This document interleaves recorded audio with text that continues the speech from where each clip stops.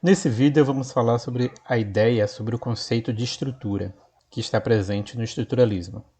Nós já sabemos que o estruturalismo é uma corrente que dominou os estudos linguísticos desde o seu surgimento em 1916, com a publicação do curso de Linguística Geral, de Fernand de Saussure, até cerca de metade do século XX, quando surgiram outras teorias que começaram a disputar espaço com o estruturalismo. Uma coisa importante é que nos manuais de apresentação, o estruturalismo geralmente é definido como uma visão sobre a língua que considera que essa deve ser estudada como estrutura, como um sistema, sendo que o termo sistema está presente em Saussure, mas o termo estrutura é aquele que é utilizado pelos demais pesquisadores que surgem depois de Saussure.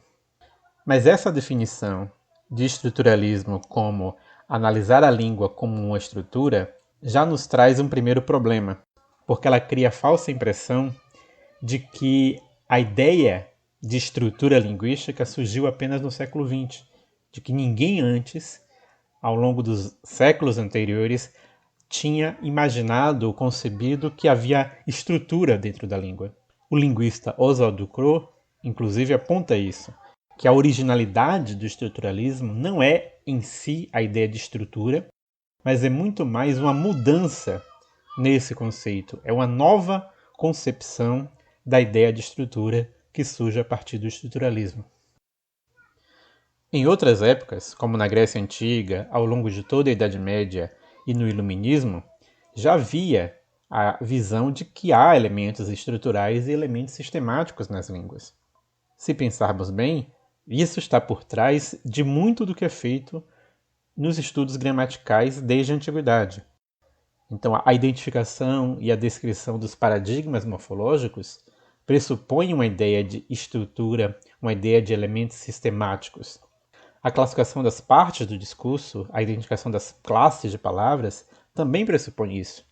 Esses elementos não são vistos como aleatórios e acidentais, mas existe uma sistematicidade nelas. Da mesma maneira, nas funções gramaticais, na identificação das funções gramaticais, também há a visão de que a língua tem elementos recorrentes, sistemáticos e estruturais. Então, por que é que se diz que o estruturalismo é que trouxe a ideia de língua como estrutura? A questão, na verdade, é que nessas outras épocas, o estudo sobre a linguagem estava muito ligado ao estudo da lógica e o estudo filosófico de uma maneira geral. A visão dominante é que a linguagem é uma expressão do pensamento e, portanto, a estrutura do pensamento vai estar presente na estrutura das línguas. Ou melhor, que a estrutura das línguas é a estrutura do pensamento humano. E o pensamento vai seguir as leis da lógica.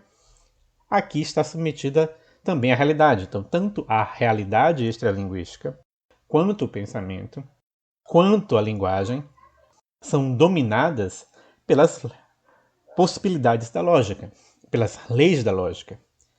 Portanto, a ideia de estrutura linguística que estava presente em todas essas épocas é que a linguagem era um reflexo da realidade, um reflexo do pensamento e um reflexo da realidade. Era essa a ideia de estrutura que estava presente.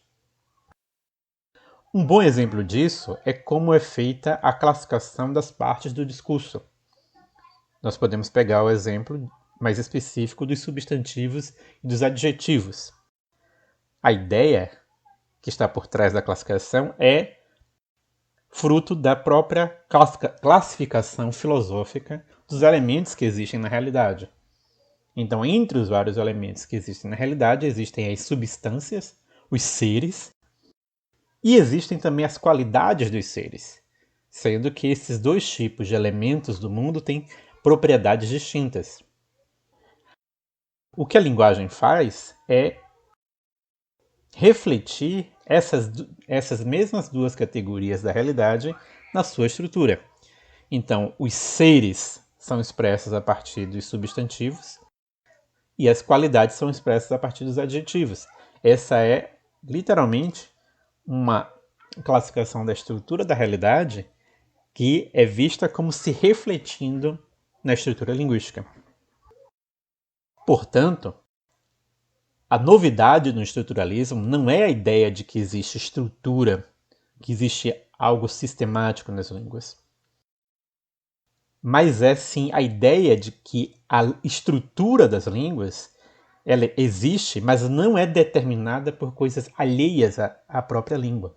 Que a estrutura, que o sistema linguístico é algo autônomo, autodeterminado e não é causado por nenhum sistema externo à própria língua. Ou seja, assim como Saussure defende que o signo linguístico é arbitrário, no sentido de que a união entre significado e significante é arbitrário, a gente também tem que reconhecer, os estruturalistas reconhecem, que a própria estrutura linguística, o próprio sistema linguístico também seria arbitrário. Ele não é motivado, ele não é determinado por nada externo a ele.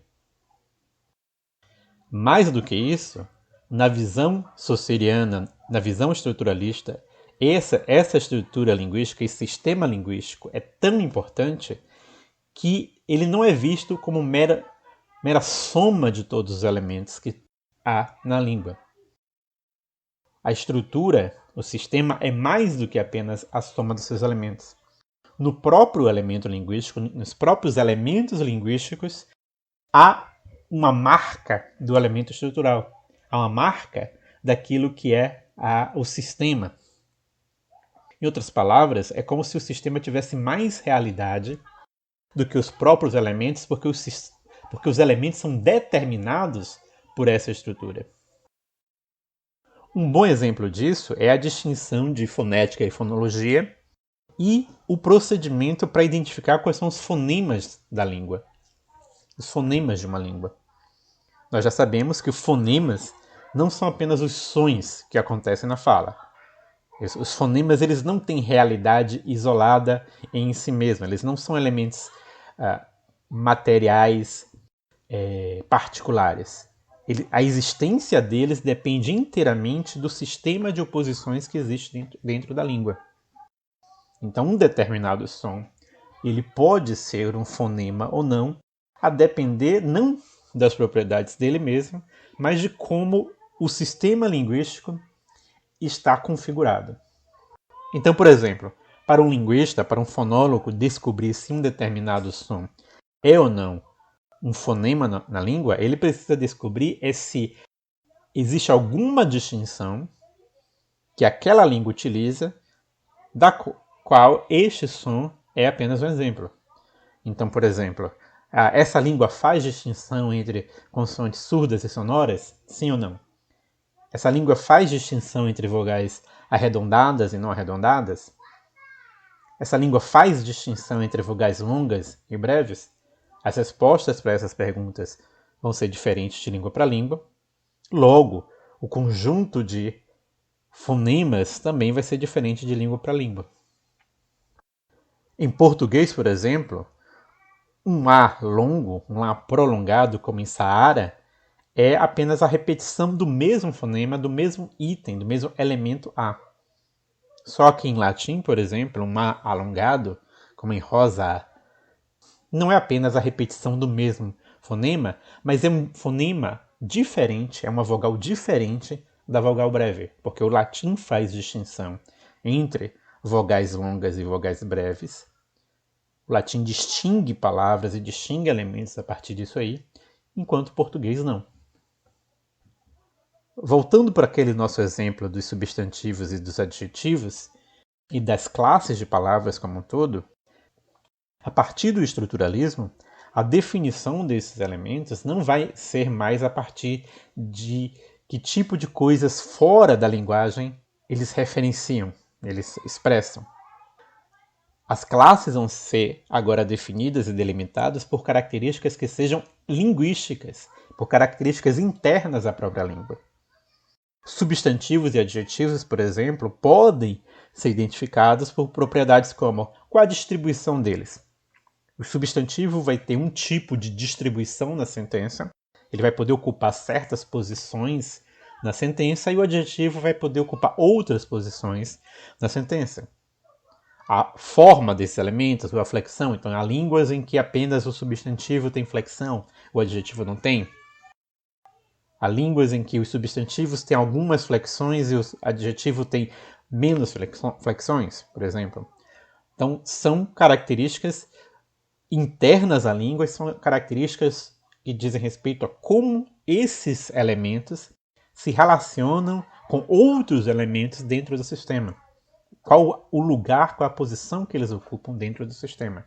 Então não é mais uma estrutura determinada por fatores externos. Em suma, a ideia desse vídeo é essa, de que a originalidade do estruturalismo linguístico não é simplesmente ver a língua como um sistema, mas é ver a língua como um sistema que é autodeterminado, é autônomo, não é definida, não é motivada por nenhum elemento externo a ela mesma, em que os elementos são definidos pelas relações que eles mantêm dentro do sistema.